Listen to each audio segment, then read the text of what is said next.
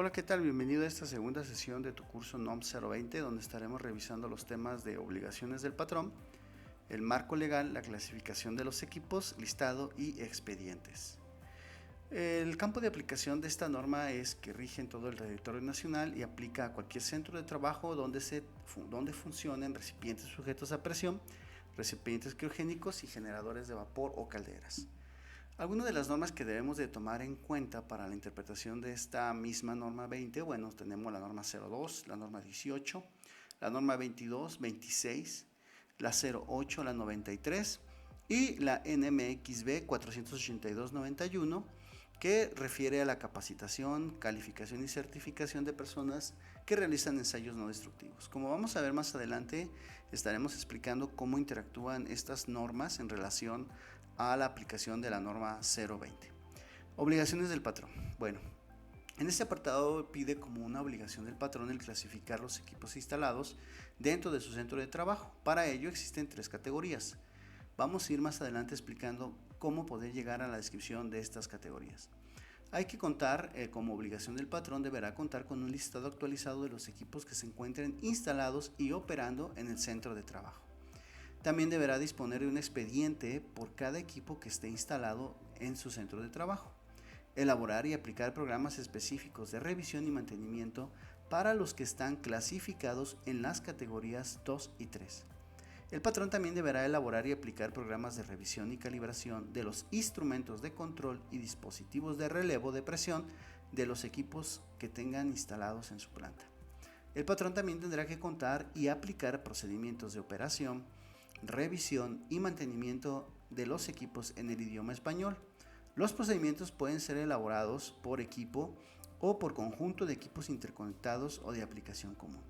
Esto es muy común encontrar cuando las empresas finalmente adquieren algún sistema completo de generación, a lo mejor de aire comprimido o algún otro sujeto o algún otro recipiente sujeto a presión. Bueno, deberá de contar con sus procedimientos de operación, revisión y mantenimiento de acuerdo a las especificaciones del fabricante y las condiciones generales en las cuales fue comprado pues todo el sistema de sujeto a presión, ¿no? Ya sea una caldera, ya sea un recipiente criogénico o simplemente un compresor, ¿no? O grupo de compresores.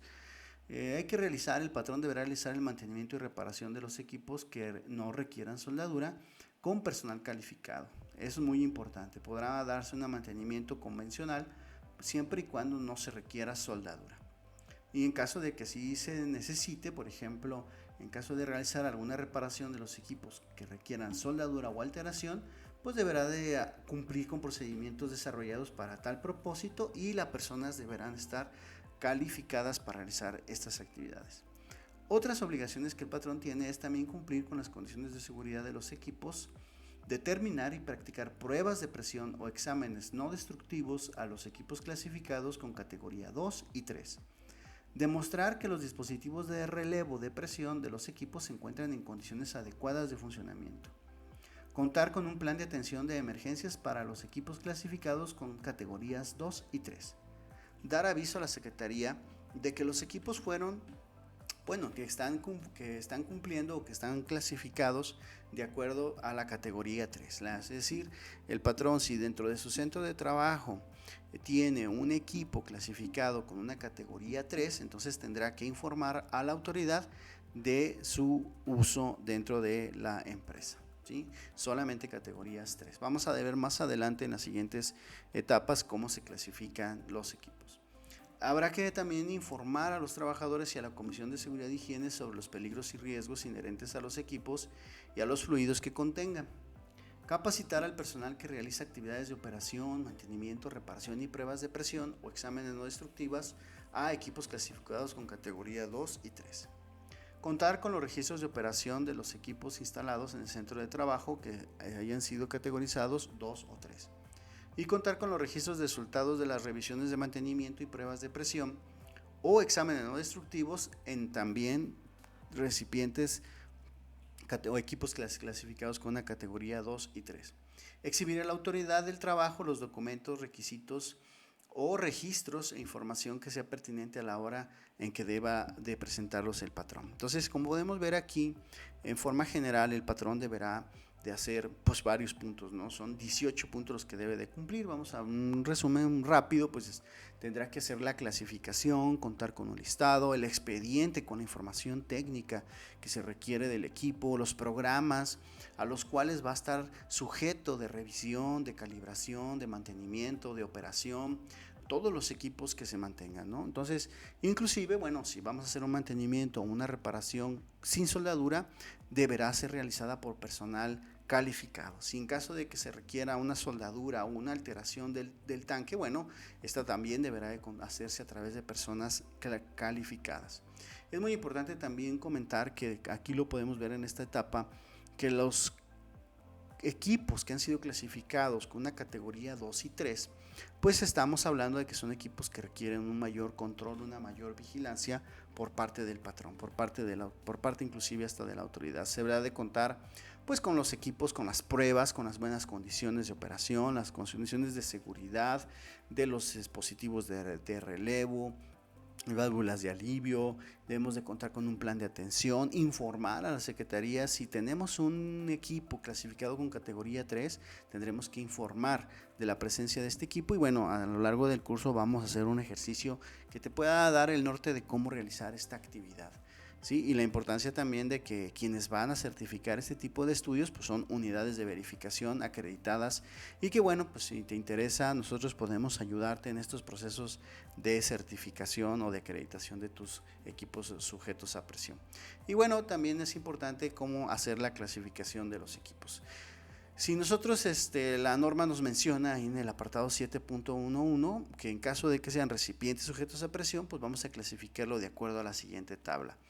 En primer lugar, una categoría 1, pues aquellos fluidos que sean agua, aire o fluido no peligroso y que tengan una menor o igual presión a 490 kilopascales, ¿sí? Y un volumen menor también es importante tenerlo en cuenta.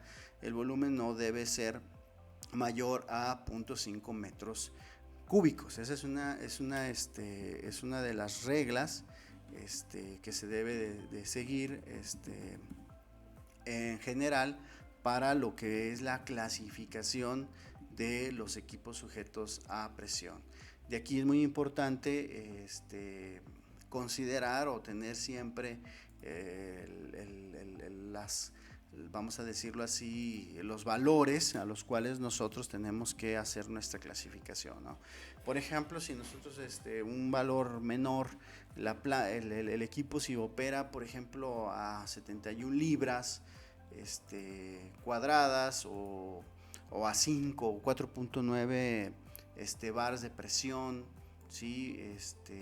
O de pronto si dejamos nosotros este tipo de presiones, pues siempre es conveniente pues manejarlos, tener la clasificación, ¿no? de estos equipos, y que pues siempre esté dentro de la actividad, ¿no? De lo que nosotros tenemos considerado.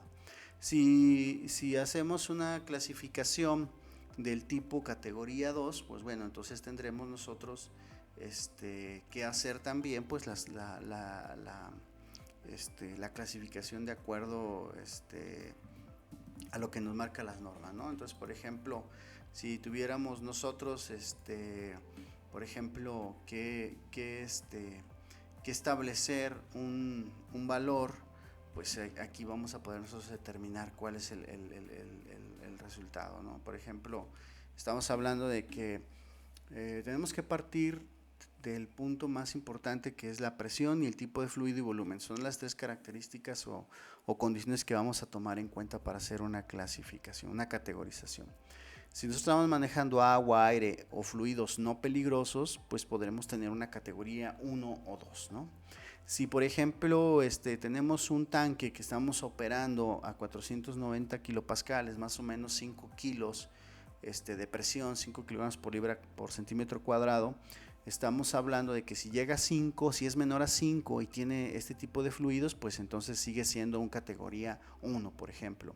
Si el volumen de nuestro tanque es menor a o igual a 0.5 metros cúbicos, bueno, o 500 litros, entonces teníamos ya un tanque prácticamente categoría 1, ¿no? Aquí sí podemos ver la categoría 2 se puede diferenciar básicamente por la presión y por el volumen del del equipo, ¿no?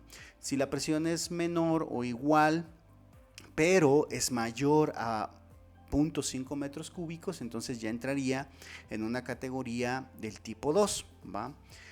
¿Y qué otro diferencial podría existir? Bueno, cantidades de mayores a 1 metro cúbico de capacidad y que esté operando el compresor o el equipo, el recipiente sujeto a presión a 490 kilopascales, más o menos 5 kilogramos, y 784 kilopascales, que serían más o menos unos 8 kilos, ¿no? Entonces, si esas serían las categorizaciones.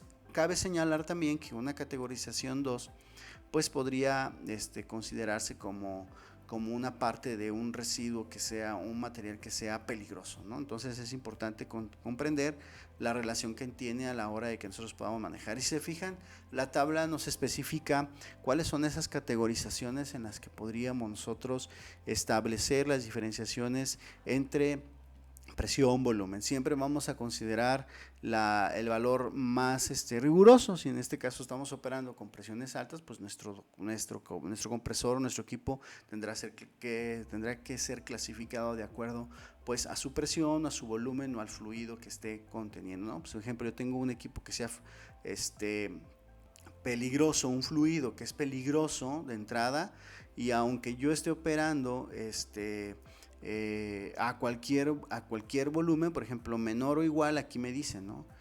Pues tengo que tener esa categorización y hacer esa clasificación de acuerdo a la que nos está refiriendo la norma, ¿no? Es muy importante también tomar la presión como la presión de calibración del dispositivo de relevo de presión, no tanto la capacidad del tanque como tal, sino del sistema de dispositivo de relevo de presión. Es muy importante tener en cuenta este dato, ya que este es el valor que nos va a mandar a nosotros a la hora de hacer una clasificación de la presión a la que está sujeto nuestro equipo sujeto a presión. Otra parte importante que tenemos que comprender es los recipientes criogénicos. Aquí nos maneja solamente dos categorías.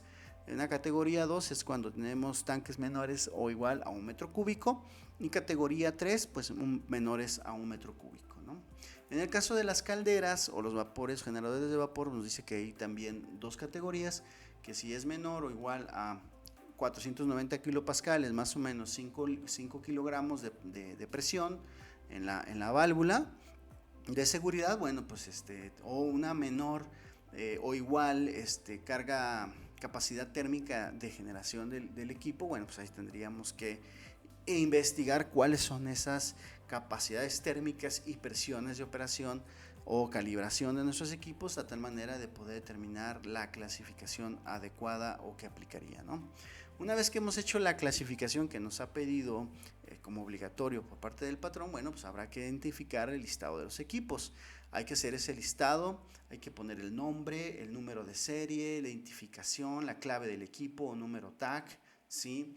La clasificación que correspondería dependiendo a lo que vimos anteriormente, ¿sí? Qué tipo de fluido es el que maneja, la presión de calibración en caso de que aplique, la capacidad volumétrica en el caso de los recipientes sujetos a presión y recipientes criogénicos. En el caso de las calderas o generadores de vapor, pues la capacidad térmica del equipo, ¿no? El área de ubicación, dónde se ubica, el número de dictamen o dictámenes por reporte de servicio. Esto si hemos contratado una unidad de verificación, pues esta unidad de verificación, en el caso de que sea un equipo clasificado con categoría 3, deberá de tener este dictamen y deberá estar también reportado con un número de control ante la Secretaría del Trabajo en el caso de recipientes con categoría o con equipos clasificados en la categoría 3. Como podemos ver, pues los categoría 3 son los más riesgosos, por decirlo así, mientras que los otros pues mantienen un nivel de riesgo, y los que sí tenemos que notificar son los que salgan en una clasificación de nivel 3, ¿no? Parte importante, ya que tenemos ese listado con la información que hemos explicado, hay que crear un expediente. El expediente pues deberá de contener el nombre del equipo, el número de serie, la ficha técnica, desde los fluidos que está manejando, el tipo de riesgo, la presión de diseño, de operación, la presión de calibración, de trabajo máximo permitida, la capacidad volumétrica, las temperaturas de diseño, de operación, una descripción breve de cómo funciona el equipo, ¿sí? El registro de los resultados de las revisiones y dónde está ubicado. Otra parte importante dentro del expediente, pues tenemos que también considerar, aquí es muy importante comprender los tipos de clasificación, ¿no? Si yo tengo una categoría 1, pues esta sería lo mínimo que yo tendría que cumplir, ¿sí? O sea, pues un número genérico, la ficha, todos estos datos son los básicos que yo debería de tener. Ya que hice mi clasificación, hago mi listado, pues tengo 3 equipos categoría 1, pues voy a hacer su expediente y esta es la información que debería de contener. En el caso de la categoría 2 es de igual manera, pues sabes que de mi levantamiento que hice tengo un equipo que es clasificación o categoría 2, bueno, pues vuelvo a incluir los datos que se veían anteriormente. Además, el año de fabricación, la norma en la que fue construida, con la que fue construida, el certificado de fabricación cuando exista, las fichas técnicas, ¿no? Como decíamos, de operación, la presión de diseño, operación, calibración, las presiones de trabajo máxima, las pruebas hidrostáticas, capacidades volumétricas, en el caso de recipientes de esa presión o recipientes criogénicos. En el caso de calderas, pues la capacidad térmica, la temperatura de diseño, de operación, una descripción breve de la operación del equipo, cuáles son los resultados de revisiones, mantenimientos efectuados, si se le ha hecho o no, o cuando si tenemos evidencia de una última prueba de presión, examen no destructiva, de líquidos penetrantes, por ejemplo, el registro de modificaciones o si hemos hecho una reparación en donde haya implicado soldadura, el dibujo, o sea, ya es información más precisa en caso de un equipo que esté clasificado como categoría 2. Y en el caso de categoría 3, pues vamos a cumplir los datos anteriores más, ¿sí?, lo que viene siendo fotografías de los equipos de la calca, ¿sí?, del específico de la calca que se está manejando con respecto a este equipo como tal. Como podrás ver en esta primera sesión, segunda sesión, ya hemos revisado en forma general las obligaciones del patrón, la clasificación, el tener un listado de los equipos y también su expediente. Y ya hemos revisado que dependiendo del tipo de clasificación al que le hayas tú otorgado, va a ser también la información que debes de anexar al expediente que te va a servir como referencia en caso de que la autoridad lo llegue a solicitar.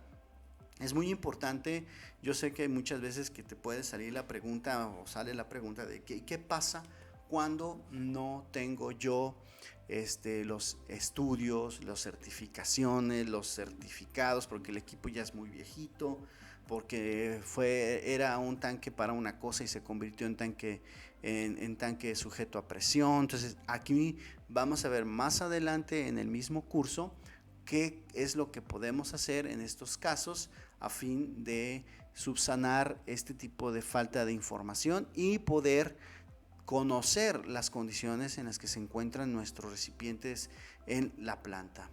Bueno, te invito a que revises el material, dale una leída a la norma 020. Si tienes alguna duda, por favor, ahí escríbeme un mensajito en la plataforma y pues estaremos tomando nota de esas dudas. Si hay más cosas que ir comentando, recuerda que más adelante, si es necesario, podemos tener una sesión en vivo donde revisemos este tipo de temas a mayor profundidad. Por favor, realiza tu actividad. Te va a ayudar bastante a comprender más esta parte que revisaste de la sesión. Haz tu evaluación correspondiente y nos vemos en la siguiente sesión.